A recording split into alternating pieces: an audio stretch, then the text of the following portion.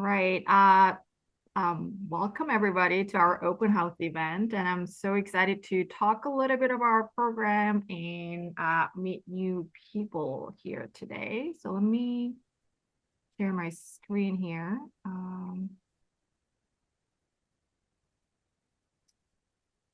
Let's see. Do you see the PowerPoint? Yes. All right. Again, welcome to our open house event today. So this is the agenda we have. We are going to have a short, quick introduction of ourselves, and then we're going to talk a little bit about our program at UIC, Learning Sciences program at UIC. The name of our unit is Learning Sciences Research Institute, and we're going to, talk about briefly who we are. And we're going to have a little bit of overview of the PhD program in our unit. And we have two current PhD students, and they are going to share their experiences with you all today. And after that, we have a short presentation of faculty members about their research work.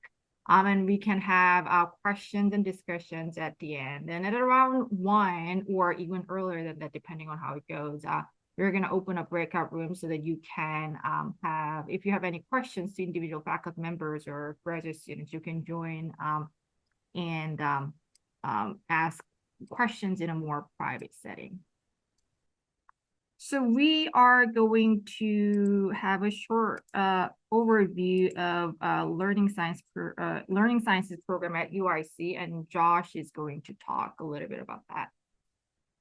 Sure. So our program started up in 2006 here at UIC, and it was one of very few learning sciences programs in the country and around the world at the time. And there have been a number of more programs have started up since then, but a lot of people still don't know what learning sciences is. And Oreolua, if you're interested in chemistry and learning sciences, that would be something that you can study in our program. Our program is very interdisciplinary, the interdisciplinary study of learning. So different than a college of education, people in learning sciences study learning in many different disciplines and many different aspects of life. Schools and formal learning environments or informal. Some of them are very familiar learning contexts, and some of them are designed very specialized spaces that get created. The design of learning environments is kind of what we're all about. It's a very central piece of learning sciences in a lot of our research. But whether we're designing learning environments or not, we're always studying how do people learn, what do we want to learn, what kind of learning is valued, and how do we help people learn? How do we promote learning and assess what is learned?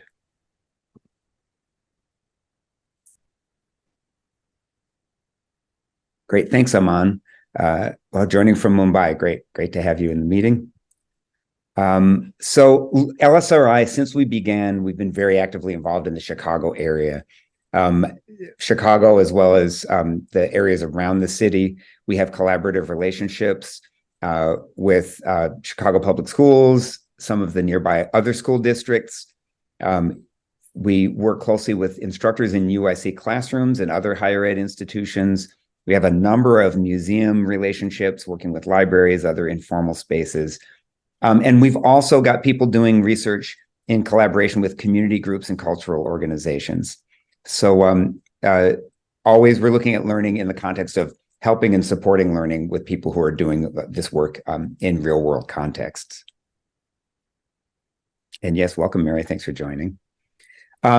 Before LSRI became a graduate program, we were here as a research institute. And since 2002, we've had a long run of a lot of success in grant funding for research, over $105 million in external funding.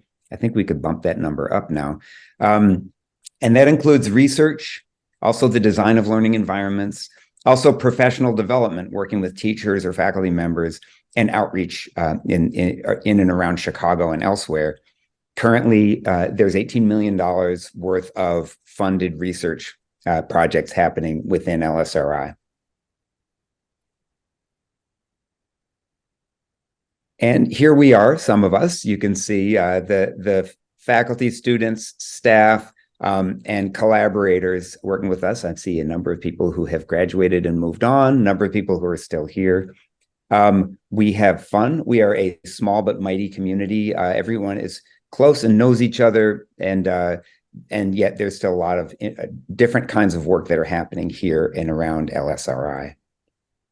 This morning, actually, I counted numbers of our, different roles that people have at UI in our Learning Sciences Research Institute, and we have 5 core faculty members and 3 research professors, 4 affiliated faculty members, and 15-ish project staff and postdoc, and 6 staff members, and about 20 graduate students. And I totally agree with Josh that we are, really nice and also supportive of each other, and we are fun to work together with. Yes, definitely.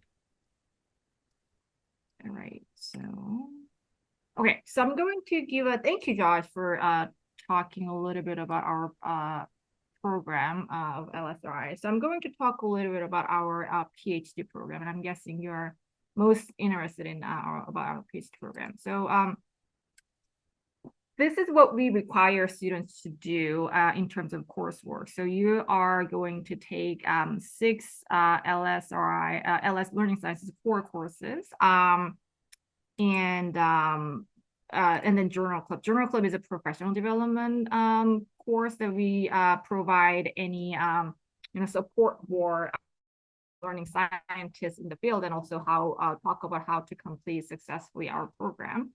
And another important thing about our PhD program is that everyone is required to choose their disciplinary specializations. And our students have their specialization in all different kinds of field. And some of them have their field in a more traditional disciplinary area like math, physics, and chemistry.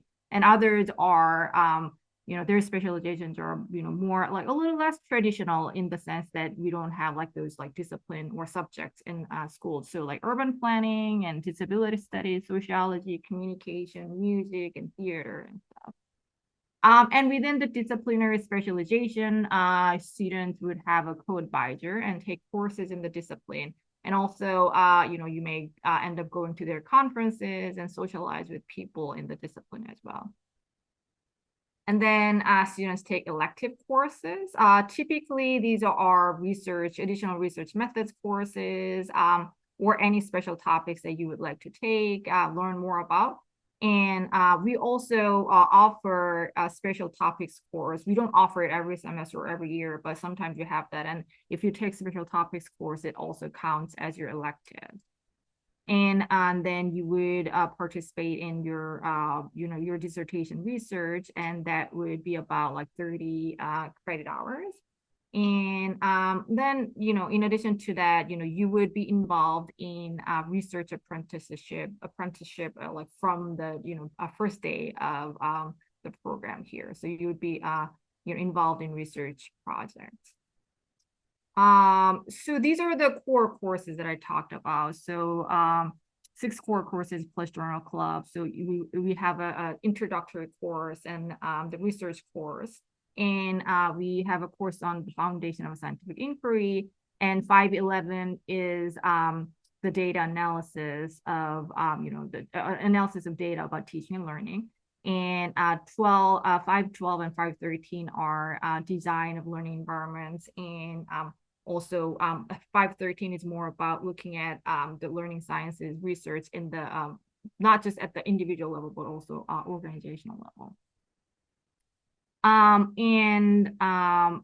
As we designed these courses so that you can finish most of your core courses within 2 years, and we require students to take journal clubs for five semesters. So it's like your first semester of your third year.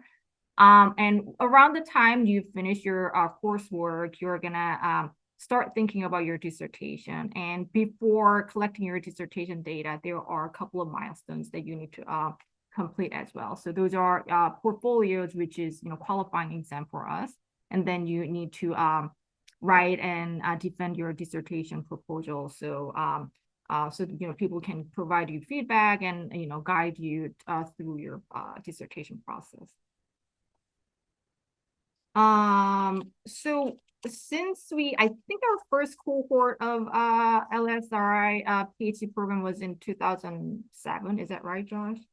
Yeah, I think 2006, 07. Okay.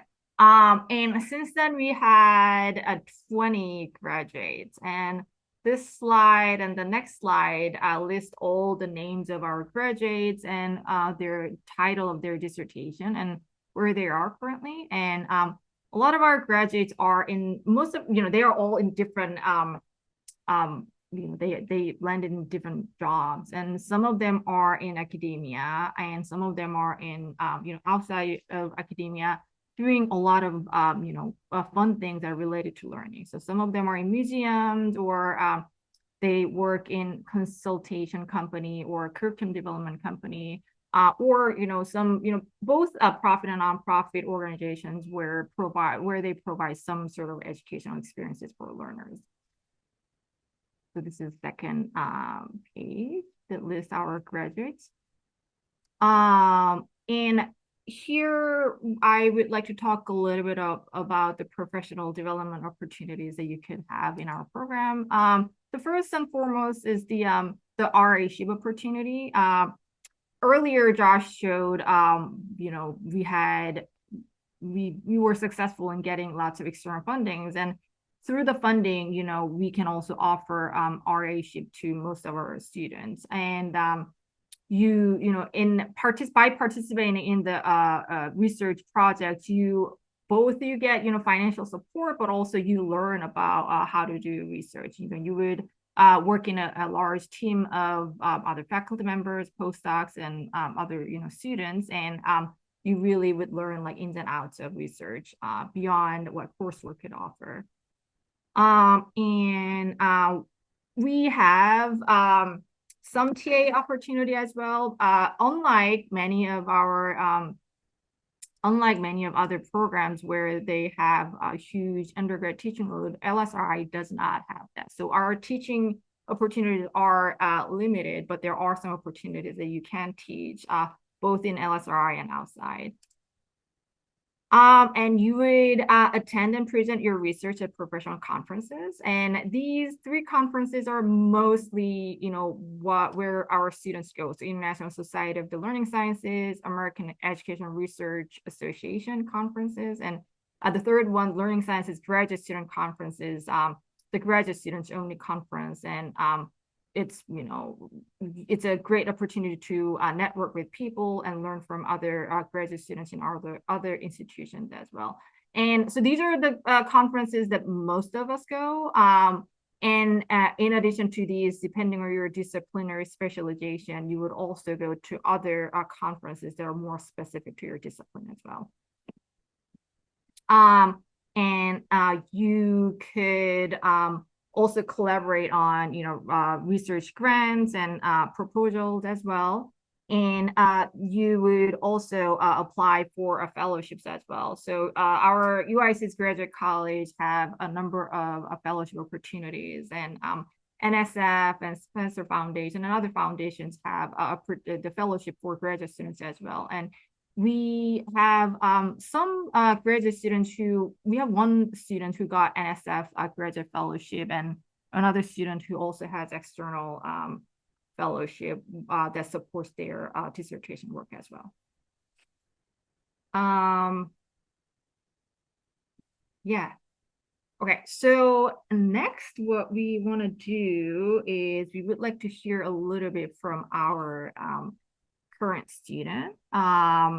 So as they introduced themselves earlier, we have Mina and Maggie here, and I asked them to think about these questions. So I'm going to stop sharing my screen, and I'm going to ask them these questions in this order. So if you can, Mina and Maggie, if you can talk about these questions, I think participants here would appreciate your insights. So yeah, first, what drew you to LSRI, both of you, Mina and Maggie?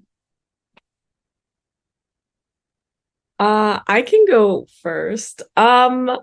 What drew me to LSRI? Well, I mean, I've always been really interested in people, and so that was part of it. And before coming to LSRI, I was in neuroscience, and I really struggled with this idea that we could like send people into this room and then do some studies and then say that like anything that they did was actually applicable outside of the room.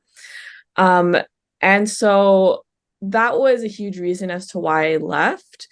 And I came into this program specifically because it was interdisciplinary, and because it really felt like a step away from like the sterile kind of like environment, into how people actually interact with the world, like in quote, real life.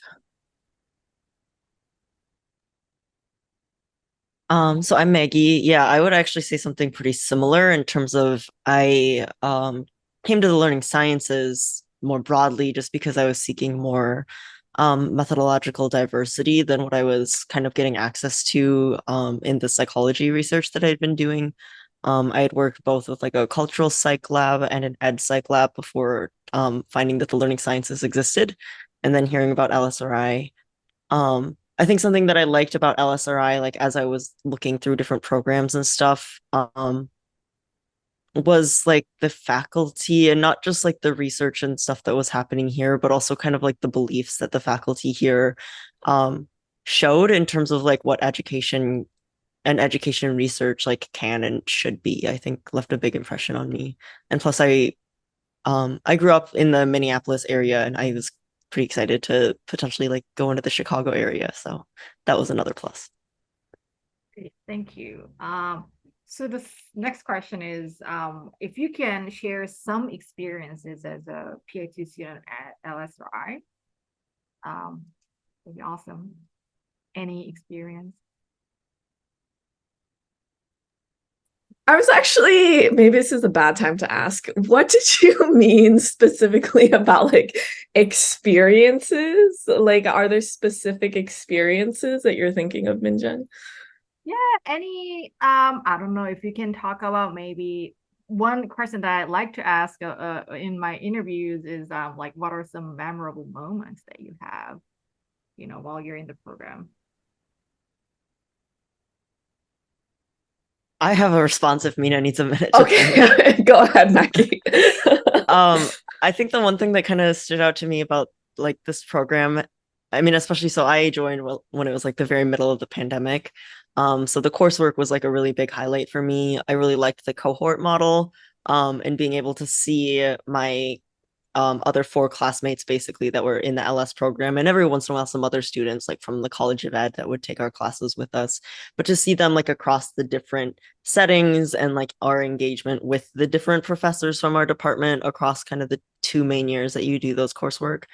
And one thing that I thought was really cool about our coursework here in our department that you don't see as often like in the College of Ed here, as far as I'm aware, or in like other graduate coursework that I've taken in other universities, is because it's like so like tight knit. There's a lot of opportunity, I think, for like student leadership within those classes. There's a lot of like students like helping facilitate discussions or like doing presentations on like topics that they're specializing in, and I thought that that was um a much more like meaningful way to take the class, but then also get to know the people in your class. And because it's not just talking about like your interpretation of a reading, it's like the reading plus your engagement with the research you're doing with your advisor or your independent projects. You, Vina, are you ready? I'll, I don't know.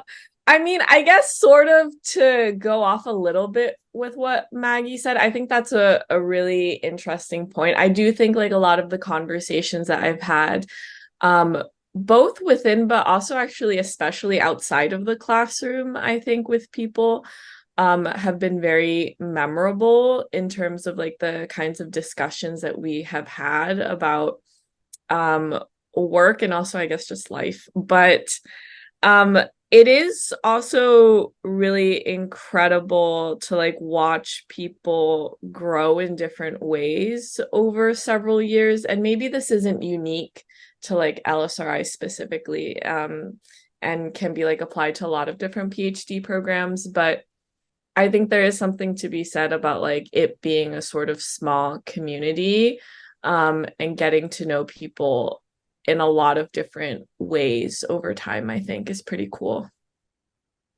Thank you. All right, the last question, I hope this was clear. Uh, what are some research projects that you have been involved in?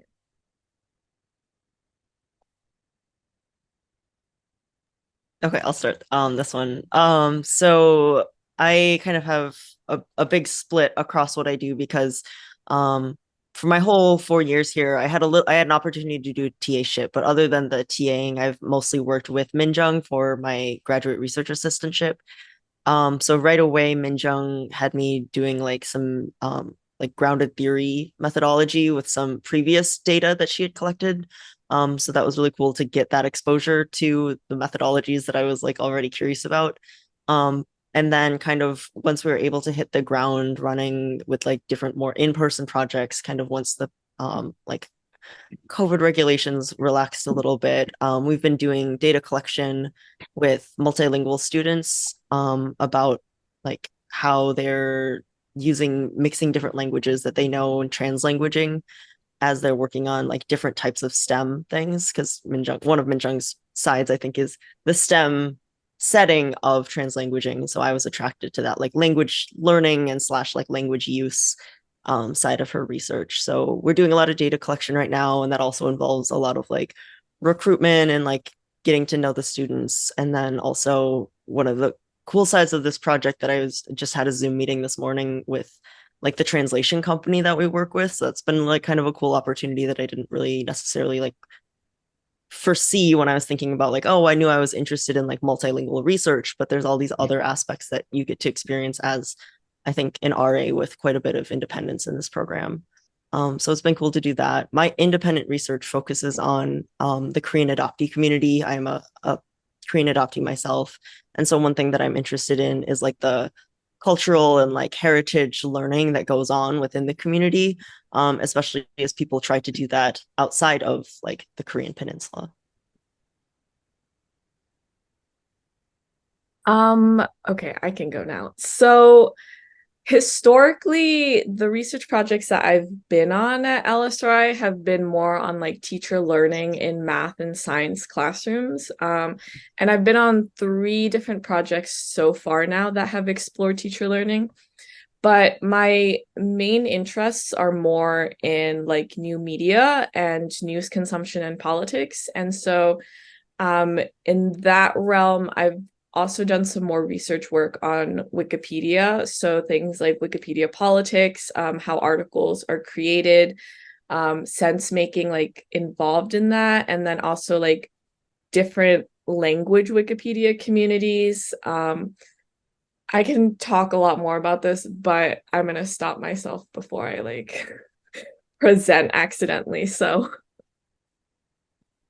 Okay, thank you so much. So after our whole thing, we are going to open up breakout rooms, and there will be a room with current students. And I think Maggie and Mina can stay and join that room, right? So if you have any questions for them, you can join the room. Okay, so now we are going to talk a little bit about our current faculty research. And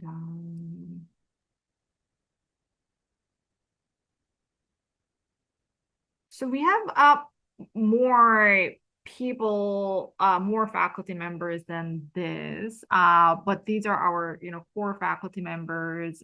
Essentially, potentially one of these people can be your dissertation advisor.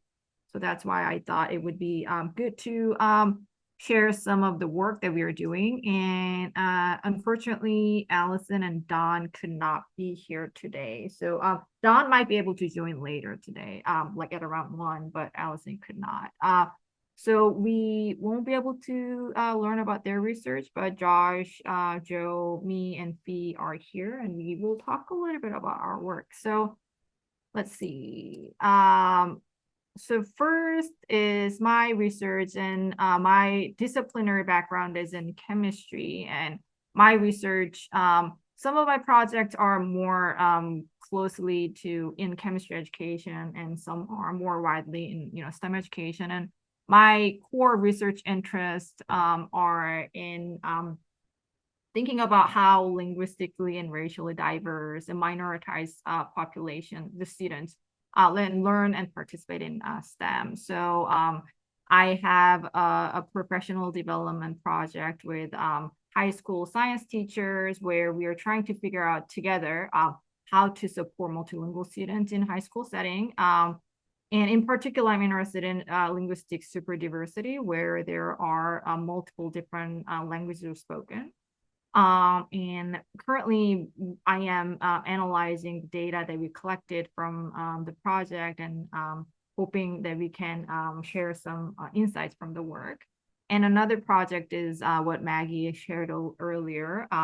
It's so this project here, Declare, that we are engaging the college multilingual students, and we are trying to learn how they use multiple languages in a STEM setting to to solve problems in their disciplines, and to make sense of the phenomena that they're learning. And I also have a couple of other projects where one of them is engaging a chemistry faculty to redesign their curriculum, and also the reflecting on their own teaching practices. And this is a collaboration with other chemistry learning sciences faculty. So Dawn Wink is the PI of the project.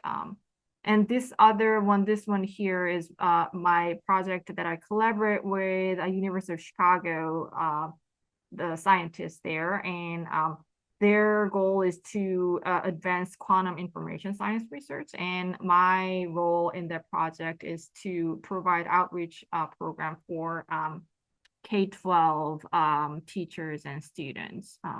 So we provide a like summer research program for the teachers, and we are hoping to analyze, to learn about how these teachers bring this innovative science ideas to their science classroom in high school. So next is Joe. Hi, everybody. So yeah, I'm Joe McAllis. My research interests are focused a lot on the social learning processes that people undergo, and the role that we can have for technology to support those learning processes. So on one side, the technology I typically use are robots. On one side, those can be learning companions that are there as kind of pedagogical agents. So in the top left corner, we've designed our Misty robot to be a learning companion where students can read any kind of materials with the robot, and we can design responses from the robot to support their understanding of what they're learning. On the top right corner, we also have a program designed where the robots are the sort of focal point of what they're actually doing in the activities. And so we have this My Turn program that's designed typically for girls in computer science, but we're sort of broadening that as well to try to help expand ideas about what computer science can be, and to provide a more collaborative and social learning environment around that. And then there's other areas I'm working on where the social learning aspects are really great, but they can fall flat with a classroom if you don't actually connect to the reality of those classrooms and the students there. So we've developed a teacher authoring tool so teachers can create their own custom robot-assisted learning activities.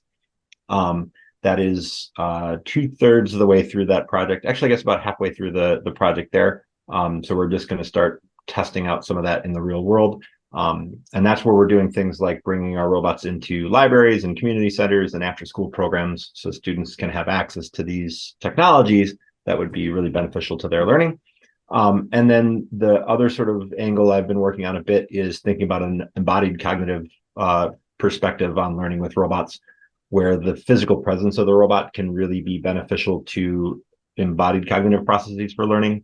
So things like gesturing in aiding reasoning about math problems is one area I think that could be really beneficial. So we've done a couple of exploratory studies in that I'm hoping to continue to follow up in the future. So that's a big overview of what I'm doing, but happy to chat more in a breakout room or something like that. Anybody who's interested in that kind of work. Thanks. Thank you. Let's see. Next is Don. He's not here today, so we're gonna skip. Well, briefly, I think I can talk a little bit about it, I guess. He has done a lot of work in chemistry education in terms of developing curriculum and assessment. The co-founders of our institute, one of them, Jim Pellegrino, is a expert in assessment. So they had some collaborative project where they develop chemistry related assessment together. And I